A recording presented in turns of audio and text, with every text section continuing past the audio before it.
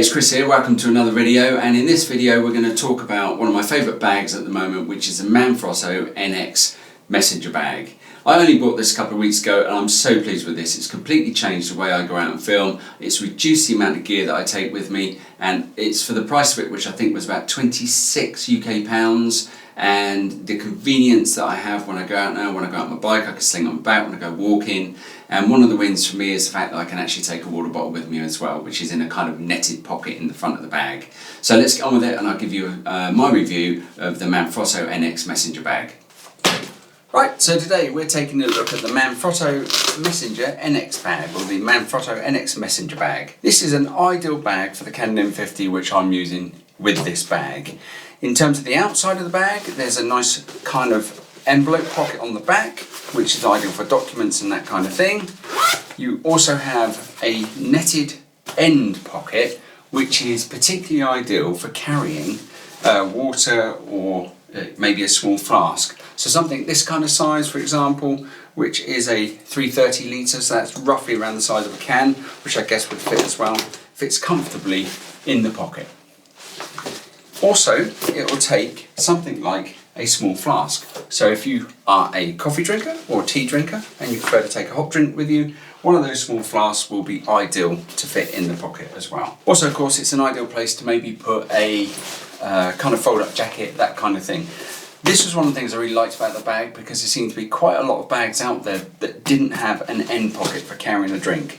And the rucksack that I'm replacing with this, or mostly replacing with this, didn't have a side pocket for a drink, and I was always looking for somewhere to carry a water bottle and there was never anywhere, so you think about putting it inside so you don't take the water with you, which is a bit of a mare really. Okay, looking at the top, you have the top access to the inside of the bag, which is a bit of a game changer for me. Tell you more about that in a minute. And then you have a kind of pocket style, jean pocket style with a zip, which is ideal for your phone. That seems to work quite well. Although what I do, I carry in there on easy reach, and I'll show you that in a minute, some lens wipes, that kind of thing. So looking in the bag then, inside the bag you get an extra padded section, which is this. You get with that two separate dividers, and they kind of have a bendy kind of floppy bit to them in there, and that enables you to kind of configure the inside of this padded cell a little bit better. So you can decide how you want that done, and then that pops back into the bag like so. Okay, on the front of the bag there is a zipped pocket, and inside are two reasonable sized kind of slot in, somewhere to put bits and pieces in there. I think for me there's a missed opportunity with this pocket. They could do more, maybe have one half the size and maybe a couple of other pockets, maybe two more pockets on the inside there, but it's really quite useful. How do I use this bag? In terms of the kit that I carry with it, my day lens, which is the 18 to 150 millimeter, which slots in there. I then carry a box of bits and pieces, a lav mic, some extra cards, that kind of thing, and that slots down there like so. I carry a couple of filters, and for the GoPro, just clip-on ones, and a CPL or an ND filter in there for the lenses, and that goes down the end there. So that's the opposite end to my bits and pieces box, which is in there, and let's check that's the right way round, otherwise you can't get the next bit in.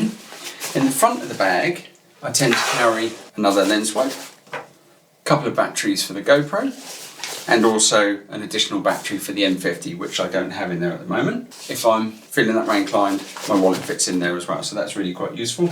And because my eyesight has gone a bit funny, I carry a very small, cheap pair of these fold-out reading glasses, so that goes in there as well. Quite handy. You see there's still plenty of room at the moment, and if you wanted to you could carry your passport if you're actually using it as a kind of travelling bag as well. So you can see those things actually fit quite well in there. So let's do that up. And then the next thing, as I said before, you can carry a drink or something. So we'll load that just as if we're going out for the day. I prefer to take a flask of coffee, which is perfect in there. And then if you wanted to take an iPad with you, you've got a couple of choices that actually fit. This is actually the original iPad, and there's a nice not down the side of the actual inner casing there, the inner sleeve, there's a proper pocket for an iPad or some sort of small tablet if you wanted to. You can see that fits in there quite well. That's the larger iPad. And then also the iPad mini, which is the one that I tend to use a lot, fits in there a bit more snug. And obviously the iPad mini is not quite as heavy as well. In terms of camera, I use the Canon M50. And basically what I do, I have that set up so that the camera can slot and sit like that. Or I take this off. Now that's my attachment for the Rode mic, and it sits like that. So if I've got the longer lens in, that'll sit in there. I don't put anything in there just in case I don't have a cover on the lens.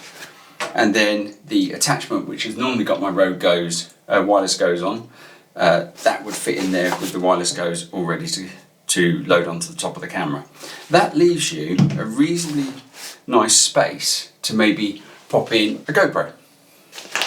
So you start to see that, you know, for a day bag and a couple of lenses, GoPro, something to drink, maybe some soup or whatever, and a camera, a small mirrorless camera, it fits quite well. Now the game changer for me was the fact you can do this up, and if you want to get to your camera, it's just a case of doing that.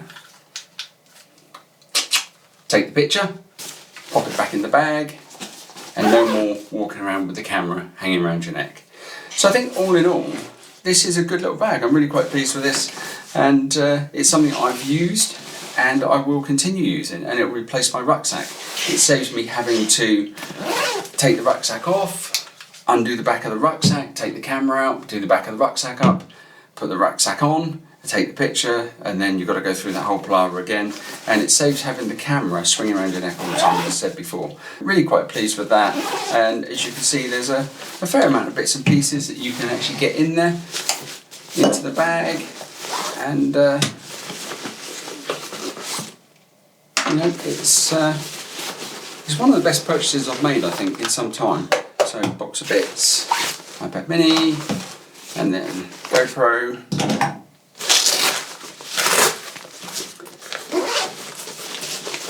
passport, wallet, glasses, and batteries.